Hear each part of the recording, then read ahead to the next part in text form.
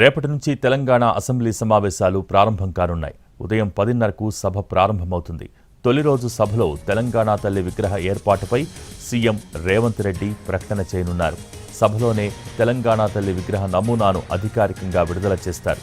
విగ్రహంపై ప్రభుత్వ ఆలోచనను సభలో సీఎం రేవంత్ వివరిస్తారు. అసెంబ్లీ ముగిశాక సచివాలయంలో తెలంగాణ తల్లి విగ్రహాన్ని ఆవిష్కరిస్తారు.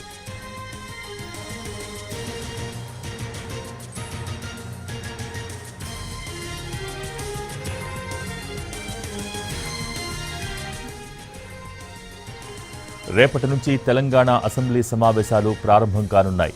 ఉదయం 10:30కు సభ ప్రారంభమవుతుంది.